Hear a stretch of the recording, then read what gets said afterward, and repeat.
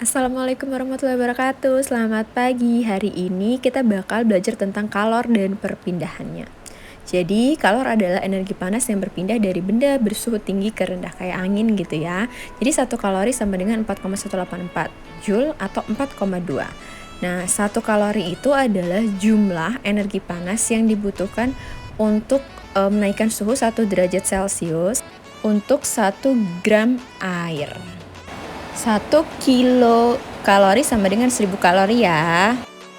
Suhu benda akan naik jika benda tersebut diberi kalor. Coba deh misalnya di dalam gelas dikasih air panas. Nah gitu sebaliknya, suhu benda akan turun jika benda tersebut melepaskan kalor. Coba sekarang isi air dingin ke dalam gelas, pasti juga suhunya turun. Nah sekarang setiap benda itu memiliki kalor jenis yang berbeda-beda. Nah, kalor jenis adalah banyaknya kalor yang dibutuhkan oleh 1 kg zat untuk menaikkan suhunya sebesar 1 derajat Celcius. Nah, lihat nih tabel ya. Nah, kalor jenisnya beda-beda kan. Kalau air misalnya 4,2 Joule. Kita lakukan percobaan pada air. Lalu kita tuang air ke dalam gelas kimia sebesar 200 gram. Lalu kita ukur suhu awal dari airnya. Kita bisa lihat bahwa 30 derajat Celcius adalah suhu awalnya. Lalu kita nyalakan lilin dengan korek apinya. Kemudian kita nyalakan timernya selama 5 menit. Termometer tidak boleh menyentuh dasar gelas karena pada percobaan kali ini kita hanya ingin mengukur zat cairnya saja.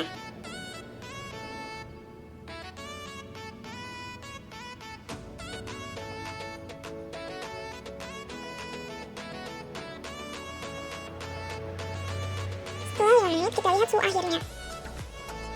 Kita bisa lihat bahwa suhu akhirnya adalah 40 derajat Celcius. Selanjutnya kita lakukan percobaan sama pada minyak. Kita ukur sebesar 200 gram. Lalu kita ukur suhu awal dari minyak. Kita bisa lihat bahwa suhu awalnya 30 derajat Celcius.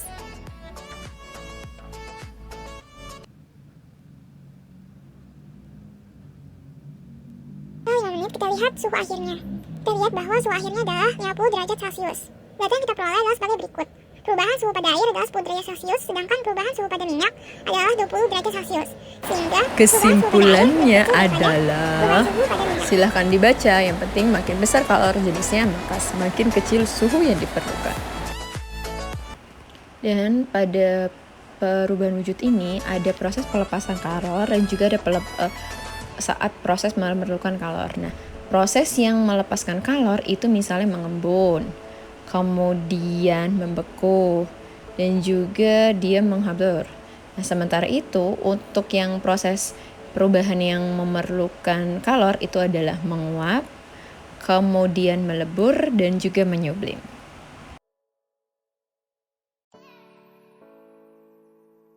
Di yang namanya kalor laten. Nah, yang namanya kalor laten itu adalah kalor untuk mengubah wujud zat. Oke, nah kita tadi udah belajar tuh tentang perubahan wujud zat ya kan, ada yang namanya mengembun, mencair, menyublim, dan lain-lain. Nah, sekarang yang namanya kalor laten itu ada dua. Oke, ada yang namanya kalor penguapan, oke, atau pengembunan, ya kan. Ini yang sama dengan kalor sama dengan massa dikali uap. Ada lagi yang namanya kalor lebur. Nah, biasanya kalau kita tes itu pakai yang ini atau beku. Nah, sama dengan Q sama dengan M dikali L. Oke, nah, Q ini sama dengan color, ya kan? Nah, kemudian ini dalam satuannya Joule, M-nya sama dengan massa. Ini satuannya harus dalam bentuk kilogram, SI semua ya guys. Kemudian L-nya ini adalah kalor lebur, oke, atau kalor beku ya guys. Satuannya adalah Joule per kilogram.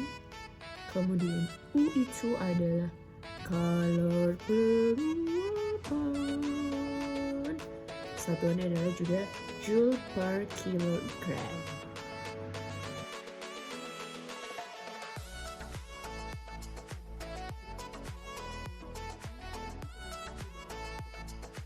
Jika kalor lebur air itu adalah 336.000 joule kilogram. Oke, ini udah kilogram ya, ini udah joule kilogram. Berarti ini satuannya udah internasional, disesuaikan kan. Kalau ini gram, ini harus dirubah jadi kilogram. Oke, kalau misalnya ini juga kalori, ya kan, itu juga harus dirubah. Oke, sekarang kita udah ketahui nih, misalnya masanya sama dengan 5 kg.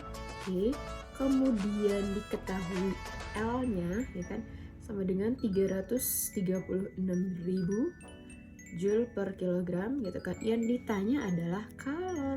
Oke, enak banget nih, tinggal masukin aja nih. Q sama dengan M dikali L. Udah tinggal langsung aja 5 dikali 336.000 ya kan, sama dengan 336 kali 5, 6 kali 5 30, 3 kali 5 15, 15 18, 5 kali 3 15, 15 kali 16 16 80, 1 2 3 joule. Selesai.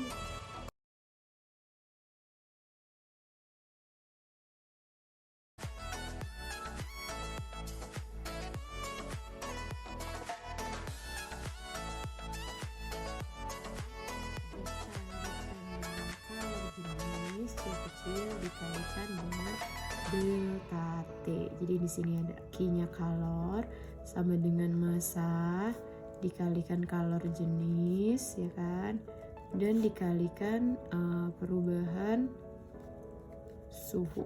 Oke, ini kalor satuannya adalah joule, ya kan, massanya kilogram, kalor jenisnya adalah joule per kilogram kalori, dan perubahan suhu satuannya adalah derajat Celcius. Ini yang dipakai. Oke.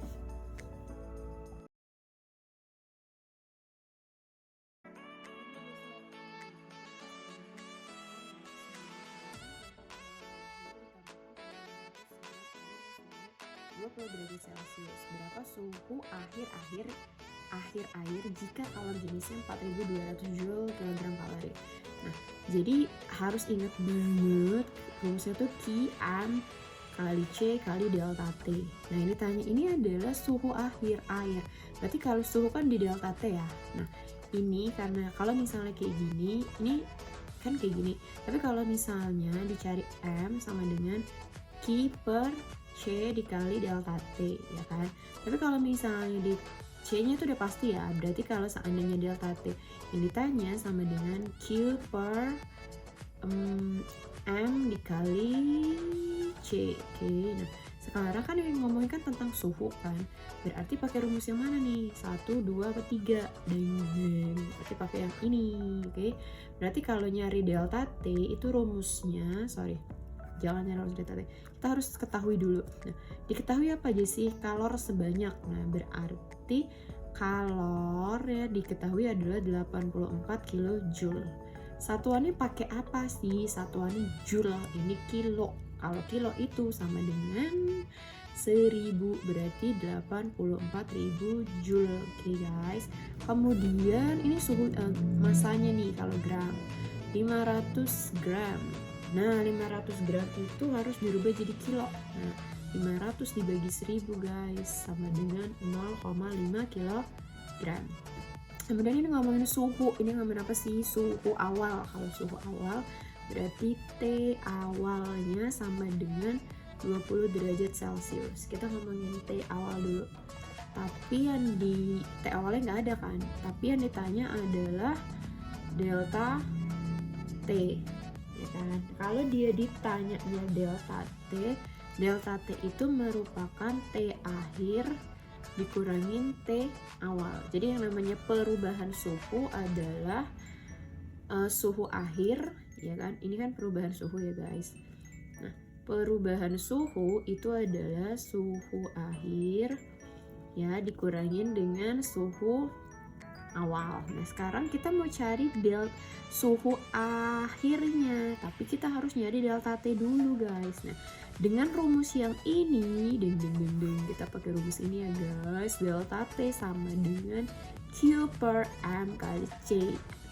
Ininya adalah 84.000 joule per 0,5 kg dikali ini guys, 4.200 ya gak sih? Salah gak sih gue? Benar kok insya Allah. Nah kayak gini kan, nah udah nih. Terus sama dengan berapa gitu gak sih? Ini coret berarti tinggal 840 dibagi 42 ya kan, 42 dikali 5, 2 kali 5 10, 4 kali 5 20, 21, 425 dibagi 21 guys, dibagi 21 gini ya kan, dibagi 21 kali 4 berapa? Ini bisa nih 21 kali 4 nih kalau nggak salah nih ya. Nah benar, 84 ini 4, ini habis, ini 0, berarti sama dengan delta T nya sama dengan 40 derajat Celcius. Ini delta T guys. Nah delta T itu sama dengan T akhir dikurangin T awal. Nah sekarang kita delta T nya udah dapet nih, kita nyari T akhir. Nah sekarang kita nyari T akhir. T akhir ya kan guys, sama dengan T akhir berarti pindah ke sana ya guys, delta T ditambahin T awal. Nah berapa nih delta T nya? 40 derajat Celcius ditambahin 20 derajat Celcius sama dengan 60 derajat Celcius.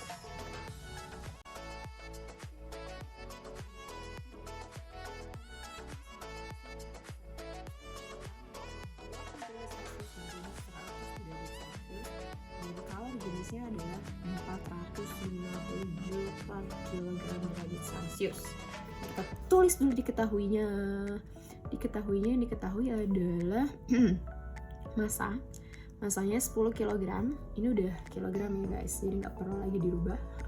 Delta T, ini ada T akhir nih, T akhir ya dikurangin T awal, berarti sama dengan 100 dikurang 20 guys, sama dengan 80 derajat Celcius guys.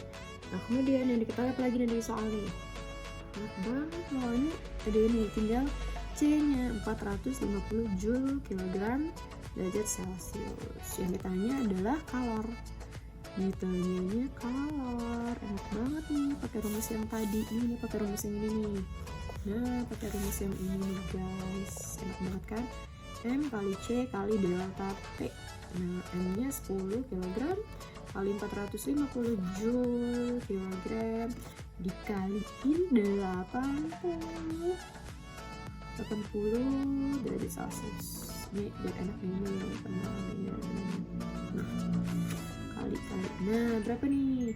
Ini 4.500 dikaliin 80 gitu gak sih? Kita coba nih, 45 kali 8, 5 kali 8, 40, 8 kali 4, 32, 36 sama dengan 360 ya kan? 360.000 Joule. Dia bisa dijadiin kilojoule. Kalau dijadiin kilojoule berarti 1 kilojoule sama dengan 1000 Joule. Nah sekarang berarti 360.000 Joule ini sama dengan dibagi 1000 ya kan. Nah sekarang dibagi 1000 sama dengan coret, berarti sama dengan 360 kilojoule. Selesai.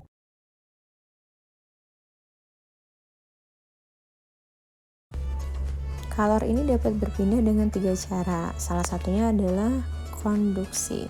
Nah, konduksi ini adalah perpindahan panas melalui bahannya tanpa adanya perpindahan partikel bahan-bahan tersebut.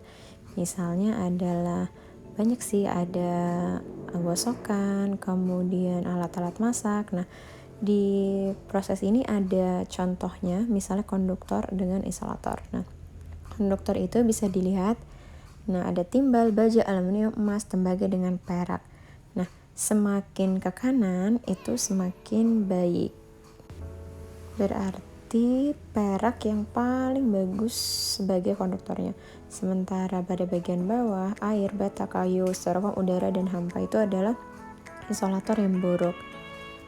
Yang kedua adalah konveksi. Nah, konveksi ini adalah perpindahan kalor dari satu tempat ke tempat yang lain bersama dengan gerak partikel bendanya. Contohnya adalah pada saat air gitu ya, pada saat angin laut, kemudian angin darat. Dan yang terakhir adalah radiasi. Radiasi ini yang sering terkenal, yaitu perpindahan kalor tanpa memerlukan medium. Misalnya adalah sinar matahari, kemudian api unggun, juga atau misalnya kalau kita memegang bohlam itu nanti lama-lama akan terasa panas. Nah, demikian kegiatan kita hari ini. Terima kasih. Alhamdulillah, kita berdoa, wal asri innal insana lafi husr illal ladzina amanu wa amilus solihat wa tawassaw bil haqq wa tawassaw bis sabr. Oke, terima kasih. Jangan lupa belajar. Sampai jumpa lagi.